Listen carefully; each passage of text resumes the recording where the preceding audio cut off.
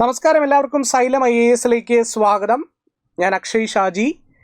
M ലക്ഷ്മികാന്തിൻ്റെ Indian polity എന്ന text ബുക്കിൻ്റെ 8th എഡിഷനെ ബേസ് ചെയ്തുള്ള സൈലം IASൻ്റെ യൂട്യൂബ് ഇനീഷ്യേറ്റീവിലേക്ക് ഒരിക്കൽ കൂടി എല്ലാവർക്കും സ്വാഗതം. ഇന്ത്യൻ കോൺസ്റ്റിറ്റ്യൂഷൻ്റെ ചരിത്രം എന്ന ടോപ്പിക്കാണ് നമ്മൾ ഡിസ്കസ് ചെയ്തുകൊണ്ടിരിക്കുന്നത്. 1773 റെഗുലേറ്റിംഗ് ആക്ട്, അതിനുശേഷം പിറ്റ്സിൻ്റെ act, 1793 charter act, 1813 charter act, 33 charter act, 53 charter act, അതിനുശേഷം 1858 ഗവൺമെൻറ് ഓഫ് ഇന്ത്യ ആക്ട് എന്നിങ്ങനെയുള്ള നിയമങ്ങളെപ്പറ്റി നമ്മൾ സമഗ്രമായി വളരെ കോംപ്രിഹെൻസീവായി തന്നെ മനസ്സിലാക്കി കഴിഞ്ഞിട്ടുണ്ട്. ഇന്നത്തെ വീഡിയോയിൽ മറ്റൊരു നിയമത്തെ പറ്റിയായിരിക്കും നമ്മൾ ഡിസ്കസ് ചെയ്യുക. പക്ഷെ അതിന് മുന്നോടിയായി, അതായത് 1858 ഗവൺമെൻറ് ഓഫ് ഇന്ത്യ ആക്ടിൻ്റെ ഒരു സമ്മറി പറഞ്ഞു പോകാതെ അടുത്ത നിയമത്തെപ്പറ്റി മനസ്സിലാക്കാൻ സാധിക്കില്ല എന്നുള്ളത് കൊണ്ട് 1858 ഗവൺമെൻറ് ഓഫ് ഇന്ത്യ ആക്ടിൻ്റെ സമ്മറിയെപ്പറ്റി we will be just having a brief discussion. എന്താണ് ഈ 1858 ഗവൺമെൻറ് ഓഫ് ഇന്ത്യ ആക്ടിൻ്റെ സവിശേഷത? 1858 ഗവൺമെൻറ് ഓഫ് ഇന്ത്യ ആക്ടിൻ്റെ പ്രധാനപ്പെട്ട സവിശേഷത എന്ന് പറയുന്നത്, it was mentioned as the act four good government, act four good government of India എന്ന പേരിലാണ് ബ്രിട്ടീഷ് പാർലമെൻറ്റ് ഈ നിയമത്തെ പരാമർശിച്ചിരുന്നത്. അതായത് ഇന്ത്യക്ക് സദ്ഭരണത്തിനായുള്ള നിയമം എന്ന തരത്തിലാണ് പരാമർശിക്കപ്പെട്ടിരുന്നത്. എന്താണ് ഈ സദ്ഭരണത്തിനായുള്ള നിയമം എന്നതുകൊണ്ട് ഉദ്ദേശിച്ചിരുന്നത്? സദ്ഭരണത്തിനായുള്ള നിയമം എന്നതുകൊണ്ട് ബ്രിട്ടീഷ് പാർലമെൻറ്റ് ഉദ്ദേശിച്ചിരുന്നത് ഇന്ത്യയിൽ ഒരു ഉത്തരവാദിത്ത ഭരണ സംവിധാനം എസ്റ്റാബ്ലിഷ് ചെയ്യുക എന്നുള്ളതാണ്. ഒരു റെസ്പോൺസിബിൾ ഗവൺമെൻറ് എസ്റ്റാബ്ലിഷ് ചെയ്യുക എന്നുള്ളത് നല്ല കാര്യമല്ലേ? പക്ഷേ ഈ റെസ്പോൺസിബിൾ ഗവൺമെൻറ്റിന് ഒരു പ്രശ്നം ഉണ്ടായിരുന്നു. ഈ റെസ്പോൺസിബിൾ ഗവൺമെൻറ്റിൽ ഇന്ത്യൻ പ്രാതിനിധ്യം ഉണ്ടായിരുന്നോ? ഇല്ല. അതുകൊണ്ടാണ് ഈ നിയമം ഒരു ഉഡായിപ്പ് നിയമമാണ് എന്ന് പറയാൻ കാരണം ഈ റെസ്പോൺസിബിൾ ഗവൺമെൻറ് എന്ന് പറഞ്ഞാൽ എന്തായിരുന്നു ആ സിസ്റ്റം? ഈ റെസ്പോൺസിബിൾ ഗവൺമെൻറ് സിസ്റ്റം എന്ന് പറഞ്ഞാൽ ഇന്ത്യക്കകത്ത് ബ്രിട്ടീഷ് ഒഫീഷ്യൽസ് ആർക്ക് റിപ്പോർട്ട് സമർപ്പിക്കും? വൈസ്രോയ്ക്ക് റിപ്പോർട്ട് സമർപ്പിക്കും. ഈ വൈസ്രോയ് ബ്രിട്ടീഷ് രാജ്ഞിയുടെ ഡയറക്റ്റ് റെപ്രസെൻറ്റേറ്റീവാണ്. ഈ വൈസ്രോയ് ആർക്കാണ് റിപ്പോർട്ട് സമർപ്പിക്കുക എന്ന് പറഞ്ഞാൽ, viceroy is responsible to secretary of state for India. British parliament മെമ്പറായിട്ടുള്ള, ബ്രിട്ടീഷ് ക്യാബിനറ്റ് അംഗമായിട്ടുള്ള ബ്രിട്ടനിലെ ഒരു മന്ത്രിയാണ് ഈ secretary of state for India എന്ന് പറയുന്നത്. ഈ വൈസ്രോയ് റിപ്പോർട്ട് സമർപ്പിക്കുന്ന ആർക്കാണ്? സെക്രട്ടറി ഓഫ് സ്റ്റേറ്റ് ഫോർ ഇന്ത്യക്കാണ്. ഈ secretary of state for India ആരുടെ ചോദ്യങ്ങൾക്കാണ് മറുപടി പറയേണ്ടത്? ബ്രിട്ടീഷ് പാർലമെൻറ്റിൻ്റെ ചോദ്യങ്ങൾക്കാണ് മറുപടി പറയേണ്ടത്. ഇവിടെ എവിടെയെങ്കിലും നമ്മൾക്ക് ഇന്ത്യൻ പ്രാതിനിധ്യം, ഇന്ത്യക്കാരെ കാണാൻ പറ്റുന്നുണ്ടോ? ഇല്ല. ബ്രിട്ടീഷ് ഒഫീഷ്യൽസ് വൈസ്രോയ്ക്ക് report, viceroy secretary of state for ഇന്ത്യക്ക് report, secretary of state for India British പാർലമെൻറ്റിന് റിപ്പോർട്ട് എന്ന് പറഞ്ഞാൽ അൾട്ടിമേറ്റ്ലി ഇന്ത്യൻ പ്രാതിനിധ്യമില്ലാത്ത ഒരു റെസ്പോൺസിബിൾ ഗവൺമെൻറ്. ഇന്ത്യൻ പ്രാതിനിധ്യമില്ലാതെ ഇന്ത്യക്കാരോട് എന്ത് ഉത്തരവാദിത്വമൊന്നും ഉണ്ടാവില്ല. അപ്പോൾ 1857 റിവോൾട്ടിന് ഒരു പ്രബലമായ കാരണമായി പരാമർശിച്ചിരുന്നതും ഇതാണ്. അതായത് ബ്രിട്ടീഷ് ഇന്ത്യയുടെ ഭരണനിർവഹണത്തിൽ ഇന്ത്യക്കാർക്ക് യാതൊരു റോളും നൽകിയിരുന്നില്ല. ഇത് ഇന്ത്യക്കാർക്കിടയിൽ വലിയ ഡിസാറ്റിസ്ഫാക്ഷൻ, വലിയ അമർഷമുണ്ടാക്കി, വലിയ ഫ്രസ്ട്രേഷൻ ഉണ്ടാക്കി. അതുകൊണ്ടാണ് വലിയ രീതിയിൽ ഇന്ത്യക്കാർ 1857 മഹാകലാപത്തിൽ പാർട്ടിസിപ്പേറ്റ് ചെയ്തതും എന്ന് ചരിത്രകാരന്മാർ പരാമർശിക്കുന്നു. അപ്പോൾ ഏതായാലും ഈ ഒരു പോരായ്മ തിരിച്ചറിഞ്ഞുകൊണ്ടാണ് ബ്രിട്ടീഷ് പാർലമെൻറ്റ് അടുത്ത നിയമത്തിലേക്ക് കടക്കുന്നത്. അപ്പോൾ അടുത്ത നിയമങ്ങൾ എന്ന് പറയുന്നത് കൗൺസിൽസ് ആക്ട് എന്നാണ് പറയുക. അപ്പോൾ ഈ കൗൺസിൽസ് ആക്ട് 3 പ്രധാനപ്പെട്ട കൗൺസിൽസ് ആക്ട് ആണുള്ളത്. ഒന്ന് 1861 കൗൺസിൽസ് ആക്ട്, 1892 കൗൺസിൽസ് ആക്ട്, അതുപോലെ തന്നെ 1909 കൗൺസിൽസ് ആക്ട്. ഇന്ന് നമ്മൾ ഡിസ്കസ് ചെയ്യുന്നത് 1861 കൗൺസിൽസ് ആക്ട് ആയിരിക്കും. പക്ഷേ ഈ 3 കൗൺസിൽസ് ആക്ടിൻ്റെയും പൊതുവായ ഒബ്ജക്റ്റീവ് അല്ലെങ്കിൽ ഉദ്ദേശം എന്ന് പറയുന്നത്, ഞാൻ നേരത്തെ പറഞ്ഞതുപോലെ ഇതുവരെ ഇന്ത്യക്കാർക്ക് പ്രാതിനിധ്യമില്ലായിരുന്നു. അപ്പോൾ ഇനി ഭരണനിർവഹണ സംവിധാനത്തിൽ അല്ലെങ്കിൽ ഇനി അങ്ങോട്ടുള്ള ഭരണ സംവിധാനത്തിൽ ഇന്ത്യക്കാരെ കൂടി ഇൻകോർപ്പറേറ്റ് ചെയ്യുക. അപ്പോൾ കൗൺസിൽസ് ആക്ടിൻ്റെ ഒന്നാമത്തെ ഒബ്ജക്റ്റീവ് എന്ന് പറയുന്നത് incorporate Indians in the Legislative Council. Incorporate Indians in the Legislative Council. അതായത് നിയമനിർമ്മാണ സംവിധാനത്തിൽ ഇന്ത്യക്കാരെ കൂടി പങ്കാളികളാക്കുക. അതുകൂടാതെ തന്നെ സ്വാഭാവികമായും നിയമനിർമ്മാണ സംവിധാനത്തിൽ ഇന്ത്യക്കാർ വരുന്നു എന്ന് പറയുമ്പോൾ നിയമനിർമ്മാണ സംവിധാനം കുറച്ചുകൂടി എക്സ്പാൻഡ് ചെയ്യപ്പെടും അല്ലേ. അപ്പോൾ കൗൺസിൽസ് ആക്ടിൻ്റെ മറ്റൊരു പ്രധാനപ്പെട്ട ഉദ്ദേശം എന്ന് പറയുന്നത് എക്സ്പാൻഷൻ ഓഫ് ലെജിസ്ലേറ്റീവ് കൗൺസിൽ, നിയമനിർമ്മാണ കൗൺസിലുകളുടെ എക്സ്പാൻഷൻ. അപ്പോൾ പൊതുവിൽ കൗൺസിൽസ് ആക്ടിൻ്റെ ഒബ്ജക്റ്റീവ് എന്താണെന്ന് ചോദിച്ചാൽ 2 ഒബ്ജക്റ്റീവാണുള്ളത്. ഒന്ന്, ഇന്ത്യക്കാരെ കൂടി നിയമനിർമ്മാണ സംവിധാനത്തിൻ്റെ ഭാഗമാക്കുക. രണ്ടാമത്തേത്, നിയമനിർമ്മാണ സഭകൾ എക്സ്പാൻഡ് ചെയ്യുക. നമ്മൾ സ്പെസിഫിക്കലി 1861 ഇന്ത്യൻ കൗൺസിൽസ് ആക്ടിലേക്ക് എത്തുകയാണ്. അപ്പോൾ ഞാൻ നേരത്തെ പറഞ്ഞതുപോലെ 1858 ഗവൺമെൻറ് ഓഫ് ഇന്ത്യ ആക്ട് പ്രകാരം നമ്മൾ അതിൻ്റെ ഒരു സ്ട്രക്ചർ നോക്കുമ്പോൾ ഇന്ത്യക്കകത്ത് വൈസ്രോയ് ഉണ്ടായിരുന്നു. ഈ viceroy secretary of state for ഇന്ത്യക്ക് റിപ്പോർട്ട് സമർപ്പിക്കും. Secretary of state for India British പാർലമെൻറ്റിന് റിപ്പോർട്ട് സമർപ്പിക്കുന്നു പറഞ്ഞു അല്ലേ. ഈ വൈസ്രോയ്ക്ക് കീഴിൽ ഒരു എക്സിക്യൂട്ടീവ് കൗൺസിലുണ്ട്. അതാണ് ഈ എഴുതി വെച്ചിരിക്കുന്നത്, വൈസ്രോയ് പ്ലസ് എക്സിക്യൂട്ടീവ് കൗൺസിൽ. ഇതായിരുന്നു 1858 ഗവൺമെൻറ് ഓഫ് ഇന്ത്യ ആക്ടിൻ്റെ കാലഘട്ടത്തിലുള്ള സംവിധാനം. ഈ എക്സിക്യൂട്ടീവ് കൗൺസിലിന് പുറമെ ഒരു നിയമനിർമ്മാണ കൗൺസിൽ കൂടി 1861 ഇന്ത്യൻ കൗൺസിൽസ് ആക്ട് എസ്റ്റാബ്ലിഷ് ചെയ്തു. അപ്പോൾ വൈസ്രോയ് പ്ലസ് എക്സിക്യൂട്ടീവ് കൗൺസിൽ എന്നത് എങ്ങനെയായി മാറി? Viceroy plus executive council plus imperial legislative council എന്ന് പറഞ്ഞാൽ നിയമനിർമ്മാണ സഭയാണ്. അപ്പോൾ നിയമനിർമ്മാണ സഭ, വൈസ്രോയ്ക്ക് കീഴിൽ ഒരു നിയമനിർമ്മാണ സഭ. എക്സിക്യൂട്ടീവ് കൗൺസിൽ എന്ന് പറഞ്ഞാലോ നിയമനിർമ്മാണ സഭ നിർമ്മിക്കുന്ന നിയമങ്ങൾ നടപ്പിലാക്കുന്ന വിഭാഗമാണല്ലേ. അപ്പോൾ കാര്യനിർവഹണം അല്ലെങ്കിൽ എക്സിക്യൂഷൻ എന്ന് പറയാം, കാര്യനിർവഹണ വിഭാഗം എന്ന് പറയാം. അപ്പോൾ നിങ്ങൾ എന്താ ശ്രദ്ധിക്കേണ്ടത്? നിങ്ങൾ നോക്കിയേ, ഇന്ന് നമ്മൾ ഫോളോ ചെയ്യുന്നത് പാർലമെൻ്ററി ഫോം ഓഫ് ഗവൺമെൻറ് ആണല്ലേ. പാർലമെൻ്ററി ഫോം ഓഫ് ഗവൺമെൻറ് ആണ് നമ്മൾ ഫോളോ ചെയ്യുന്നതെന്ന് പറയാൻ കാരണം നമുക്കൊരു പ്രധാനമന്ത്രിയുണ്ട്. ഈ പ്രധാനമന്ത്രിക്ക് കീഴിൽ കൗൺസിൽ ഓഫ് മിനിസ്റ്റേഴ്സ് ഉണ്ട്. ഈ കൗൺസിൽ ഓഫ് മിനിസ്റ്റേഴ്സും പ്രധാനമന്ത്രിയും പാർലമെൻറ്റ് മെമ്പേഴ്സാണ് അല്ലേ. സോ നേരത്തെ, അതായത് 1861 പ്രകാരം നമ്മൾക്കൊരു വൈസ്രോയ്ക്ക് കീഴിൽ ഒരു എക്സിക്യൂട്ടീവ് കൗൺസിൽ, ഈ എക്സിക്യൂട്ടീവ് കൗൺസിലിന് തൊട്ട് താഴെയായിട്ട് ഇംപീരിയൽ ലെജിസ്ലേറ്റീവ് കൗൺസിൽ ഉണ്ട്, നിയമനിർമ്മാണ സംവിധാനം ഉണ്ടല്ലേ, ഇംപീരിയൽ ലെജിസ്ലേറ്റീവ് കൗൺസിൽ. ഇന്ന് നമുക്ക് എന്താണുള്ളത്? ഇന്ന് ഏറ്റവും പ്രധാനപ്പെട്ട പൊളിറ്റിക്കൽ ഡിസിഷൻസ് എടുക്കുന്ന പ്രൈം മിനിസ്റ്റർ ഉണ്ട്. ഈ പ്രൈം മിനിസ്റ്ററിന് കീഴിൽ കേന്ദ്ര മന്ത്രിസഭയുണ്ട്. ഈ കേന്ദ്ര മന്ത്രിസഭയും പ്രധാനമന്ത്രിയും ഇന്ത്യൻ പാർലമെൻറ്റിൻ്റെ ഭാഗമാണല്ലേ.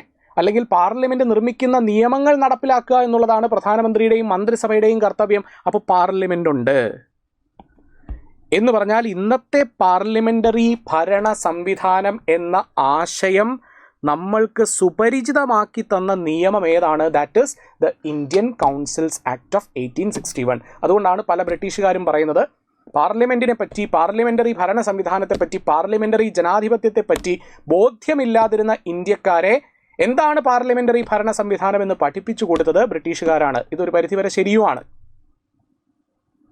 അപ്പോൾ സമാനമായ സ്ട്രക്ചർ നിങ്ങൾക്ക് എവിടെയും കാണാം. 1861 ഇന്ത്യൻ കൗൺസിൽസ് ആക്ട് എസ്റ്റാബ്ലിഷ് ചെയ്യുന്നതും കാണാം. ഇനി സ്വാഭാവികമായിട്ട് ഞാൻ നിങ്ങളോട് പറഞ്ഞതുപോലെ കൗൺസിൽസ് ആക്ടിൻ്റെ പ്രധാനപ്പെട്ട ഉദ്ദേശം എന്താണ്? ഇന്ത്യക്കാരെ നിയമനിർമ്മാണ സഭകളുടെ ഭാഗമാക്കുക എന്നുള്ളതാണ്. അപ്പോൾ ഈ ലെജിസ്ലേറ്റീവ് കൗൺസിലിലേക്ക് ഇന്ത്യക്കാരെ ഇൻകോർപ്പറേറ്റ് ചെയ്യണം അല്ലേ. അപ്പോൾ വൈസ്രോയ്ക്ക് എന്ത് ചെയ്യാനുള്ള അധികാരം നൽകി? വൈസ്രോയ്ക്ക് 3 പേരെ ഈ ലെജിസ്ലേറ്റീവ് കൗൺസിലിലേക്ക് നാമനിർദ്ദേശം ചെയ്യാനുള്ള അധികാരവും 1861 ഇന്ത്യൻ കൗൺസിൽസ് ആക്ട് നൽകി. അപ്പോൾ ഇന്ത്യക്കാരെ കൂടി ഉൾപ്പെടുത്തിയാൽ പ്രശ്നമൊക്കെ തീരും എന്നാണ് വിചാരിക്കുന്നത്. ആ 3 പേര് ആരൊക്കെയായിരുന്നു? വൈസ്രോയ് നോമിനേറ്റ് ചെയ്ത 3 പേര്. ഒന്നാമത്തേത് രാജ ഓഫ് ബനാറസ് എന്ന നാട്ടുരാജ്യത്തിൻ്റെ അധികാരി. Maharaja of Patiala, Maharaja of Patiala sir Dinakar Rao. അപ്പോൾ നിങ്ങൾ നോക്കിയേ, ഈ പറയുന്ന 3 പേരെയാണ് ആദ്യമായി ലെജിസ്ലേറ്റീവ് കൗൺസിലിലേക്ക് വൈസ്രോയ്, അന്നത്തെ വൈസ്രോയ് ലോർഡ് കാനിങ് ആണ്, ലോർഡ് കാനിങ് നോമിനേറ്റ് ചെയ്യുന്നത്. ഇവരെല്ലാവരും ആരാണ്? നാട്ടുരാജ്യങ്ങളുടെ ഭരണാധികാരികളാണ്. ഈ നാട്ടുരാജ്യങ്ങളുടെ ഭരണാധികാരികൾ എന്ന് പറഞ്ഞാൽ എലൈറ്റ് ആണല്ലേ, സാധാരണക്കാരുടെ പ്രശ്നങ്ങളെപ്പറ്റി പറയാൻ പറ്റുന്ന അല്ലെങ്കിൽ സംസാരിക്കാൻ പറ്റുന്നവരല്ല. ഇവർ വളരെ എലൈറ്റ് ആയിട്ടുള്ള കമ്മ്യൂണിറ്റിയുടെ ആൾക്കാരാണ്.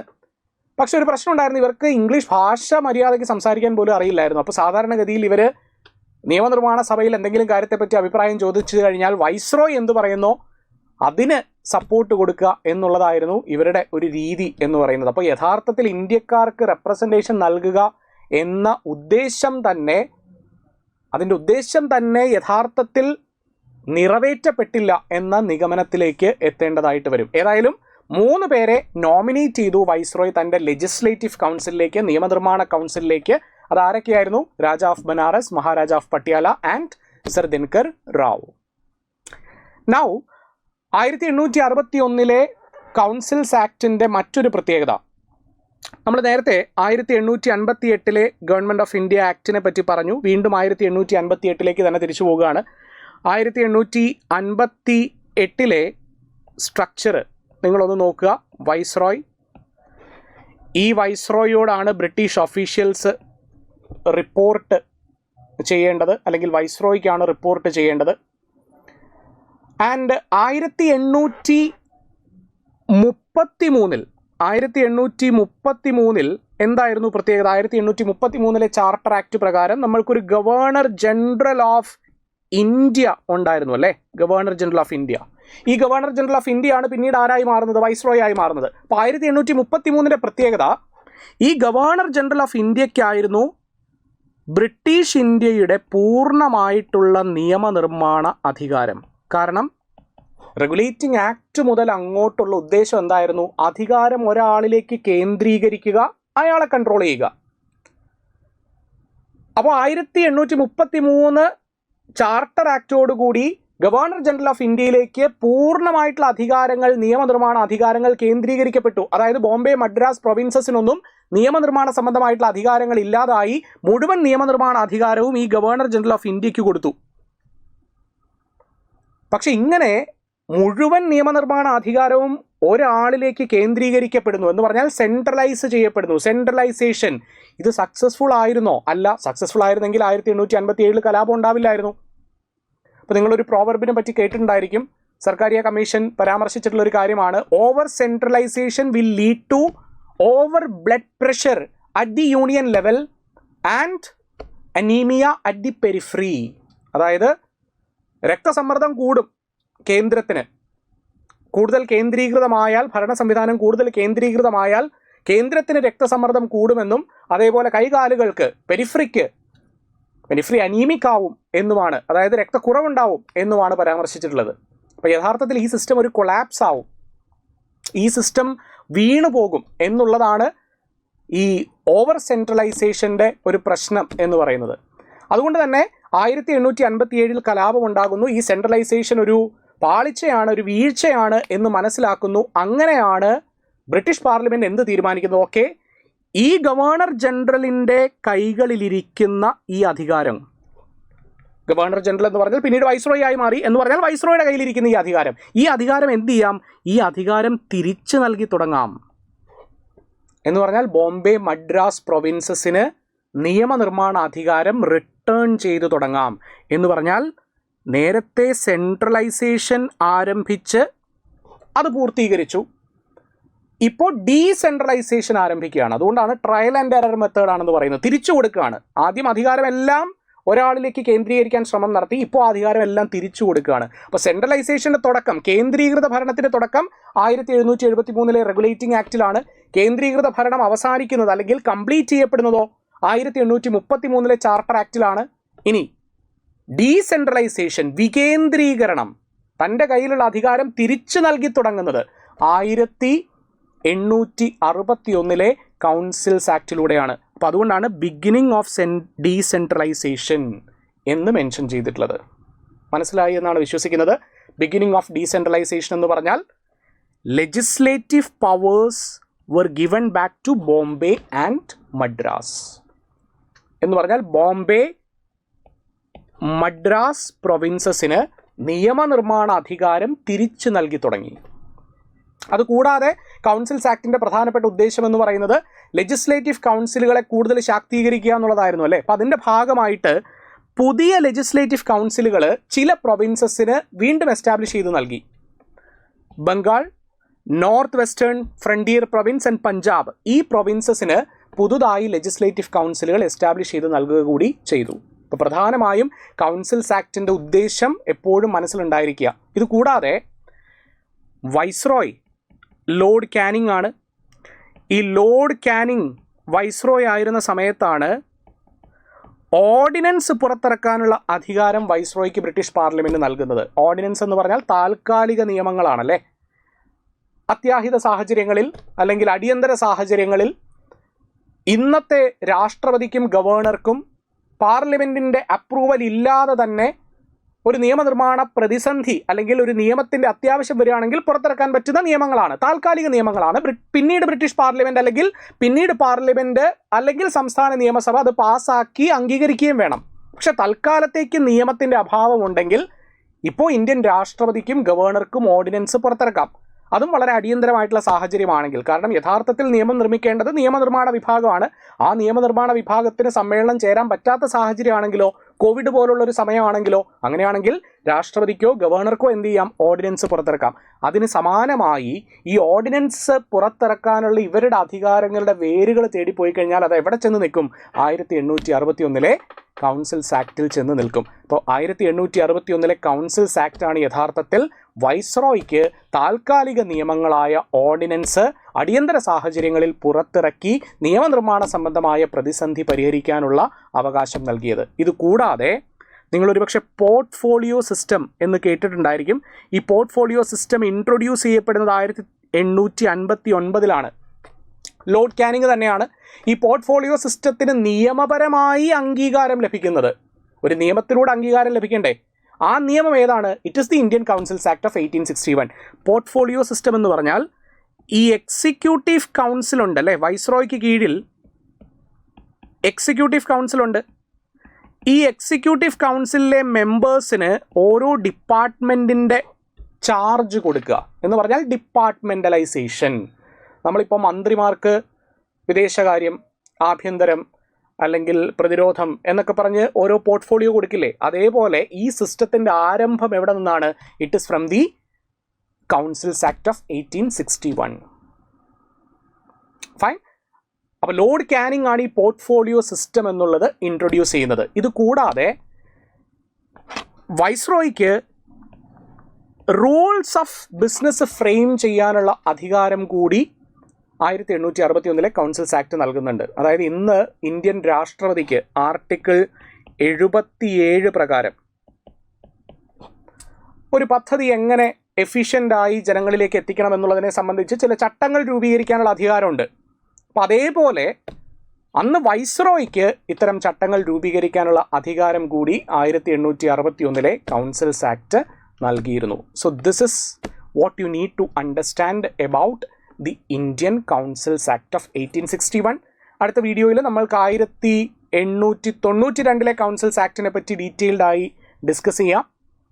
എഗെയിൻ ഈ ഇനീഷ്യേറ്റീവ് നിങ്ങൾക്ക് ഇഷ്ടപ്പെടുന്നുവെങ്കിൽ നിങ്ങളുടെ സപ്പോർട്ട് ലൈക്സിലൂടെയും ഷെയറിലൂടെയും സബ്സ്ക്രിപ്ഷനിലൂടെയും ഞങ്ങളെ അറിയിക്കുക.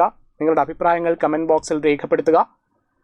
നിങ്ങളുടെ സപ്പോർട്ടാണ് നമ്മൾക്ക് ഇത്തരം ഇനീഷ്യേറ്റീവുമായി മുന്നോട്ട് പോകാനുള്ള ഊർജ്ജമായി മാറുന്നത് എന്ന് ഓർമ്മപ്പെടുത്തിക്കൊണ്ട് നിർത്തുന്നു.